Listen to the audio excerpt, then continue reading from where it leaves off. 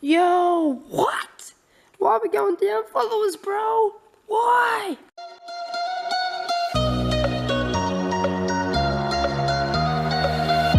What's going on, guys? Welcome back to another video, and today we're actually going down followers. What the hell? Like I said in our holiday vlog, I said go hit us up on the Instagram. We were at 999, now we're on 993. I'm a bit confused. Go hit us up though at JACKCAMERS. Literally have a look at this tripod for this video. Like I've got like an electronics box and a whole lunchbox of slime. This is my tripod because I don't have anything else to record to sit my camera on. So family members, my birthday's coming up. If you're watching this, hit me up with a tripod. Today we're going to be reacting to Logan Paul. Suicide, be here tomorrow. It's been number 1 on trending for a while. I think it's like number 4 right now. You guys can go check it out for yourself. But here's me reacting to it.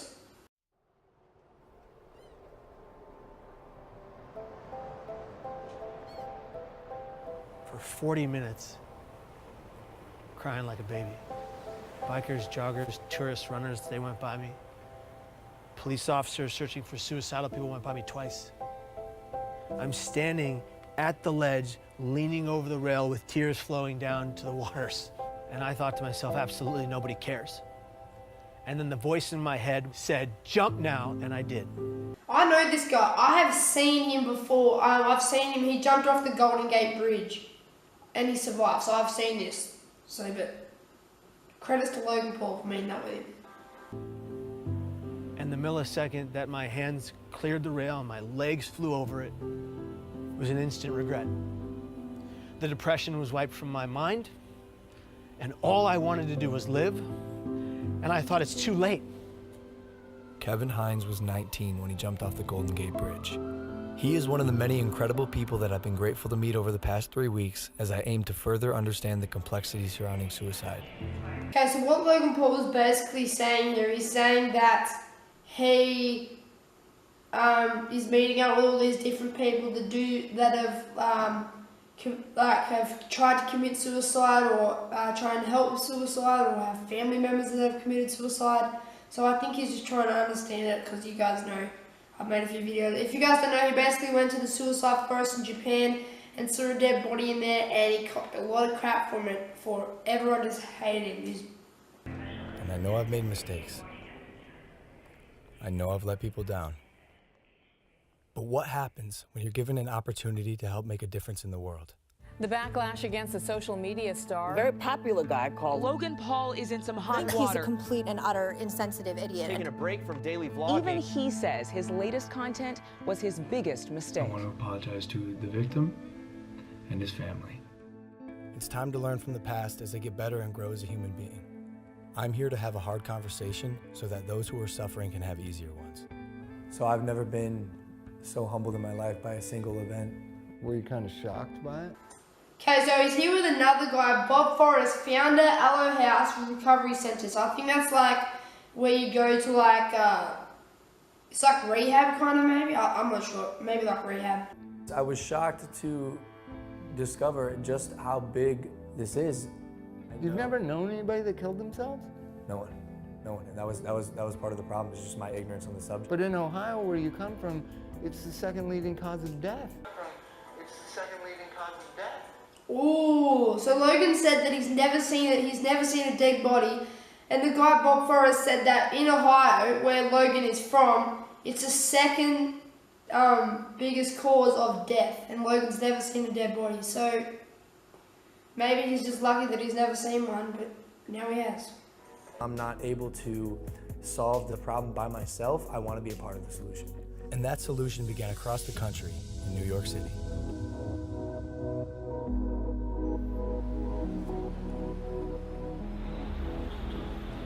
We sat down with Dr. John Draper, director of the National Suicide Prevention Lifeline. Okay, so he's got another guy here, Dr. John Draper, I'm pretty sure that's what he said. He's like the director of like suicide help or something like that. I think that's what he's doing. We have to change the conversation publicly from just focusing on suicide and how something bad is happening and say, well, what do we do about it? help people understand that the first thing they need to do is reach out and talk to somebody when they're feeling in despair. Because you're not alone with it anymore. They've done studies with people who are experiencing any kind of pain, including hanging off a cliff. You can hold on. Yeah, so basically what he's saying is heaps of people, the people that are committing suicide, they feel like they don't have anyone to go up to. They don't feel like they have anyone that can help them, but they do. There is help. Your parents, your family, your friends, your teachers even. Just anyone. You can ask for help. There's help anywhere. Everywhere there is help. A lot longer if somebody is right there with you.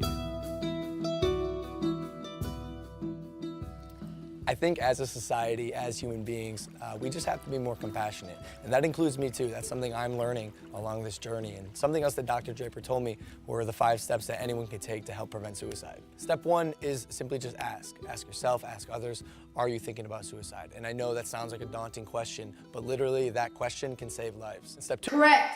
That if you just ask someone, any person, you say they look like they're a bit down, or your friends, anyone, if you ask them, are you thinking about suicide, it can save a life. Now, it might sound like a dumb question to ask someone, but it can save someone's life. Really, that question can save lives. And step 2, accordingly, would be just to listen. Be present, don't make any judgments. And then step 3 would be there for them, even after you've already asked, because dependability is key. Step 4 is then help them connect. Whether it's with a friend, a family member, a local suicide hotline, therapist, but help them reach out to someone so they don't have to deal with this alone. Lastly, step 5 is just check in on them, show them that you care. Call them up, say, hey, I want to make sure you're okay. Can I check in with you over the next few days? So one of the things that is so important about reducing stigma is getting stories out there about people positively coping with suicide. Do you guys know? Okay, so Logan he knows the steps of saving someone's life from suicide. He's figured this out, he's talked to experts about it, and now he's realised what suicide is. It's not a joke, and now he's trying to help people who are trying to commit or going through depression or anxiety. With the lived experience of suicide? Absolutely. We have quite a number of people that we could refer over to. Yeah. That'd be great. Yeah. And that's how we got introduced to Kevin Hines. 17 years ago, Kevin jumped off of the Golden Gate Bridge and survived. These are individuals whose stories, when people hear them, they say, you know, maybe I can get through. As opposed to hearing stories when people haven't. I've seen his video. This could be sad, guys. This could get emotional. I'm gonna get emotional here, maybe. Those are stories that we've heard before. Now we're hearing more and more stories of people being more open about it. As I was saying before, Logan, for every one person that dies by suicide, there's 287 other people that think seriously about it but don't. Those are stories, again, that have not been told. If we told those stories of people who got through it as opposed to one who didn't, imagine what kind of influence that would have on people's behavior. When I found out that 1 in 6 high school kids seriously think about suicide, that's stunning. Yeah. This is such a common problem. 1 in 6 high school kids think about suicide. 1 in 6. That's a big chance. 1 in 6. Think about it. A common problem. Logan, all I wanted was for one person to look me in my eyes and say, hey, kid, are you okay?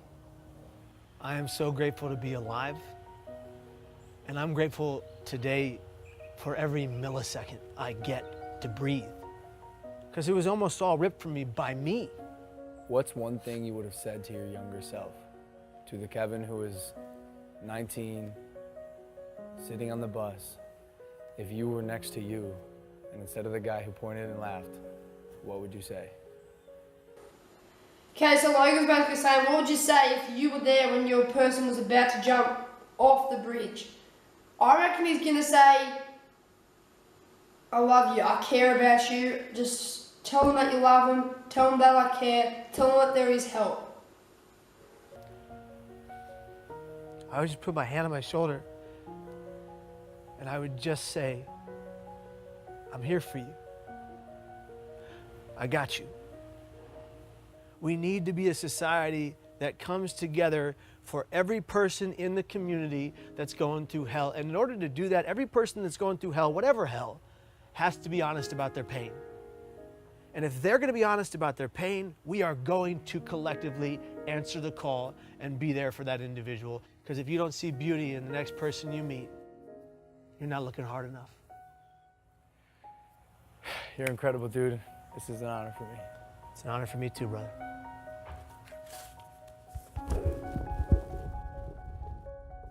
From this point on, I want to make an effort to contribute and immerse myself in the conversation, so I'm pledging to donate $1 million to various suicide prevention organizations. Okay, so now Logan's saying that he's donated $1 million. A lot of people are still going to hate him after this. Some people are going to say that he's just donated $1 million, so everyone's like, oh, I forgive Logan Paul and all this stuff. And some people are going to be like, oh, good work, he's made it. Like, it would have been this would have been a hard video to make. He had to go meet up with different people and then talk about their stories. It would have been hard for Logan. $1 going immediately to the National Suicide Prevention Lifeline so they can increase their capacity to help those in need. For anyone watching, I want you to know you are not alone, and most of the time, crisis passes. So if you or anyone you know feels alone or trapped, I encourage anyone to call or even text the suicide or crisis hotline. Both of those numbers are below, and although this is a tough conversation, it's important because things can and will get better. It's time to start a new chapter in my life as I continue to educate both myself and others on suicide. I'm humbled and thankful to say, this is just the beginning. This is just the beginning.